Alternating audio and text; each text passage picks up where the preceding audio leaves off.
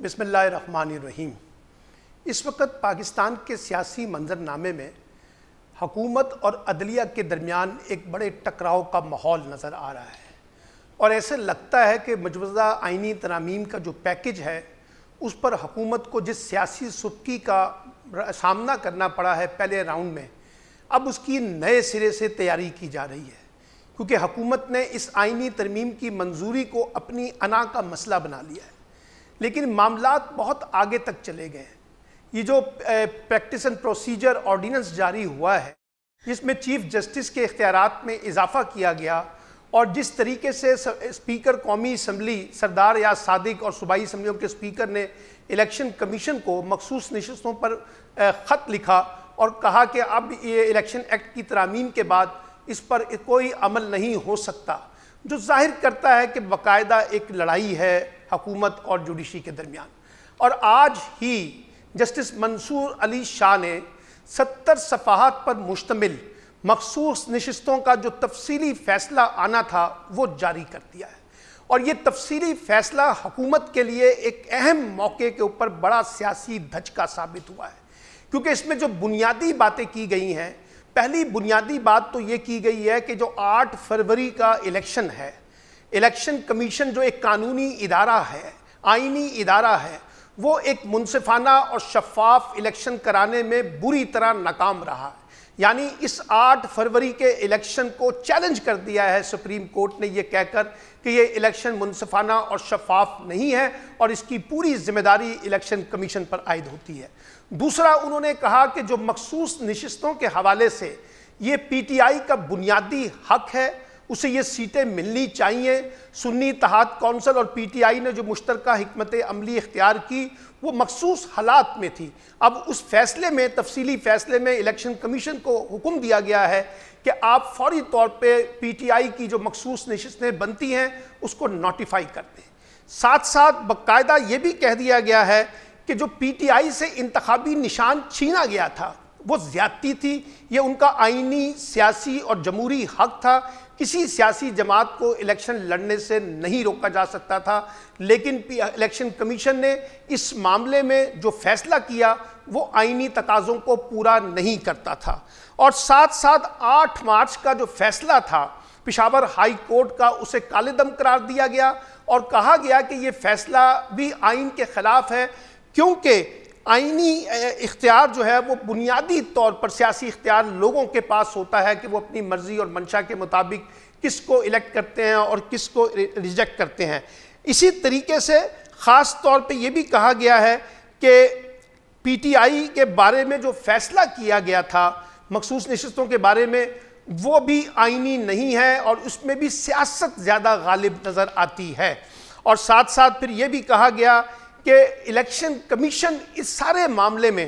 ایک مناسب اور پراپر جواب دینے میں ناکام رہا ہے، ان کے وکلاء، ان کی ٹیم، الیکشن کمیشن خود۔ تو یہ جو پورا فیصلہ آیا ہے مخصوص نشستوں کا، اس پہ بنیادی طور پر پی ٹی آئی کے موقف کو تسلیم کر لیا گیا ہے، اور جو الیکشن کمیشن اور حکومت کا موقف تھا اسے تسلیم نہیں کیا گیا۔ لیکن جیسے میں نے کہا کہ الیکشن کمیشن پہلے ہی اعلان کر چکا ہے کہ وہ سپریم کورٹ کے فیصلے کو تسلیم نہیں کرتا۔ اسپیکر قومی اسمبلی سردار ایاز صادق صاحب جو ہیں وہ بھی وضاحت کر چکے ہیں، اسی طرح صوبائی اسمبلی کے اسپیکر بھی کر چکے ہیں۔ اب ایسے میں جب حکومت 2/3 اکثریت کے ساتھ قانون سازی کرنا چاہتی ہے تو پہلا سوال یہ ابھرتا ہے کہ کیا یہ پارلیمنٹ مکمل ہے، کیونکہ جب تک مخصوص نشستیں نوٹیفائی نہیں ہوں گی یہ پارلیمنٹ انکمپلیٹ ہوگی، سینٹ انکمپلیٹ ہے، صوبائی اسمبلیاں انکمپلیٹ ہیں۔ تو اس لیے اب ایک نیا تنازع پیدا ہو چکا ہے، اور یقینی طور پہ آج جب شام کو ٹی وی چینلز پہ گفتگو ہوگی تو حکومت کو کافی سبکی کا سامنا کرنا پڑے گا، اور جوڈیشری کے اوپر، اور خاص طور پہ اس 8 رکنی بینچ میں جس میں جسٹس منصور علی شاہ بھی شامل تھے اور باقی لوگ بھی شامل تھے جنہوں نے یہ فیصلہ خود لکھا ہے، ان پر کافی تنقید کی جائے گی، اور کہا جائے گا کہ یہ پی ٹی آئی کے حمایت یافتہ ججز ہیں، اور ججز کو جس طرح سے تقسیم کیا جائے گا وہ بھی آپ اگلے چند گھنٹوں کے کھیل میں دیکھ لیں گے۔ اور یہ یقینی تھا کہ اسی طرح کا تفصیلی فیصلہ آئے گا، اور یہ جو بلکہ بہتر ہوتا کہ سپریم کورٹ اس تفصیلی فیصلے میں اتنی تاخیر اختیار نہ کرتی تاکہ معاملات خراب نہ ہوتے اور اس کی مختلف تشریح جو ہے چاہے وہ قومی اسمبلی کا اسپیکر کرے، چاہے وہ الیکشن کمیشن آف پاکستان کرے، چاہے کوئی قانونی ماہرین کریں، اور چاہے حکومت یا کوئی اور سیاسی جماعت کرے. یہ جو ڈیلے اگر نہ ہوتا تو زیادہ بہتر تھا. لیکن اب جس وقت حکومت ترامیم کرنے جا رہی ہے، یہ فیصلہ حکومت کے لیے بہت بڑا دھچکا ہے، اور میں سمجھتا ہوں کہ شاید اب آئینی ترامیم کا جو معاملہ تھا اس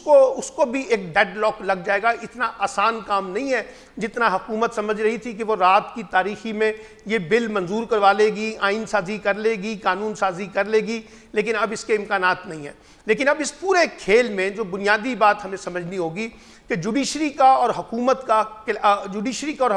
کلیش ہونے جا رہا ہے، اور یہ اتنی آسانی سے ڈائجسٹ نہیں ہوگا. اس میں چیف جسٹس جو موجودہ ہیں وہ بھی ایک فریق بنے ہوئے ہیں، الیکشن کمیشن بھی ایک فریق بنا ہوا ہے. اور میں بار بار یہ بات کرتا رہا ہوں کہ یہ جو رجیم چینج ہوا، اس کے بعد جس طرح سے شہباز شریف صاحب کی حکومت بنی، پھر اس کے بعد نگران حکومت بنی، اور پھر اس کے بعد پھر شہباز شریف صاحب کی حکومت بنی، اس کے جو کردار ہیں اس میں اسٹیبلشمنٹ کے علاوہ جو سپریم کورٹ کے چیف جسٹس ہیں وہ بھی، اور الیکشن کمیشن بھی باقاعدہ فریق ہے. اور یہ بنیادی طور پہ ایک ٹرائنگل ہے. جب تک یہ موجود ہے یہ ساری سوالات اٹھتے رہیں گے اس الیکشن کی کریڈیبلٹی کے اوپر بھی، اور جس طریقے سے جوڈیشری کے اوپر دباؤ ہے. اور یہ ذہن میں رکھیے گا کہ پہلی دفعہ پاکستان کی تاریخ میں سٹنگ ججز نے خطوط لکھے ہیں کہ ہمیں دھمکایا جا رہا ہے، ڈرایا جا رہا ہے، ہمارے آئینی معاملات میں مداخلت کی جا رہی ہے، ہمارے گھر والوں پر، ہمارے خاندان کے لوگوں پہ دباؤ ڈالا جا رہا ہے، ہمیں کام کرنے سے روکا جا رہا ہے، ہمیں منصفانہ فیصلے کرنے سے روکا جا رہا ہے، وائلنس کا نشانہ بنایا جا رہا ہے. یہ سب باتیں پہلی دفعہ ریکارڈ کا حصہ بنی ہیں.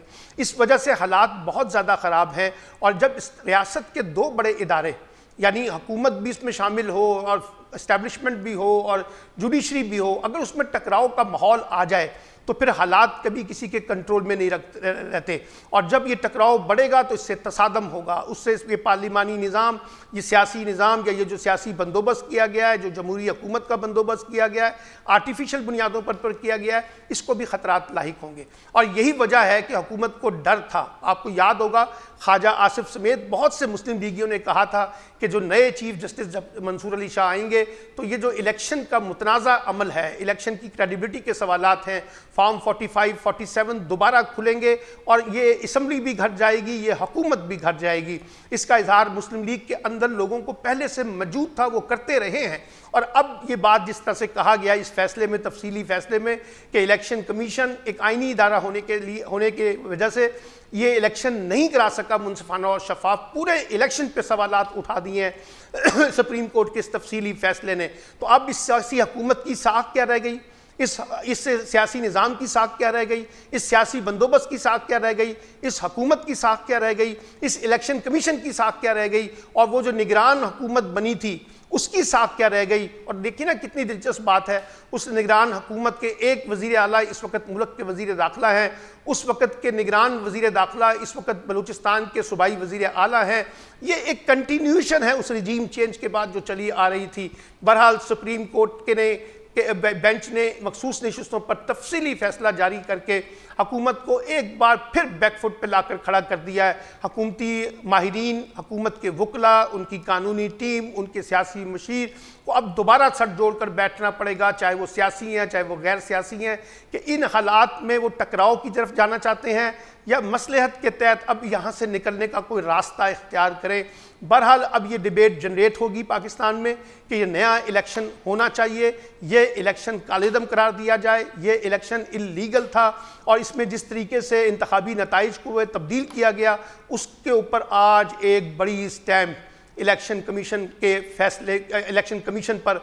سپریم کورٹ کے تفصیلی فیصلے نے جاری کر دی ہے، جس میں کہا گیا ہے کہ 8 فروری کا الیکشن منصفانہ اور شفاف نہیں تھا. اور جب وہ الیکشن منصفانہ اور شفاف نہیں تھا تو یہ حکومت بھی اب کریڈیبل نہیں رہی، نہ یہ لیگل حکومت رہی، نہ یہ سیاسی حکومت ہے، نہ جمہوری حکومت ہے. اس کو جس طریقے سے لایا گیا تھا وہ آپ بھی جانتے ہیں، میں بھی جانتا ہوں. اور اب یہ بحث شروع ہوگی پاکستان کے اندر کہ اس ملک کو اگر آگے بڑھنا ہے تو ایک نئے انتخابات کا راستہ اختیار کرنا ہوگا.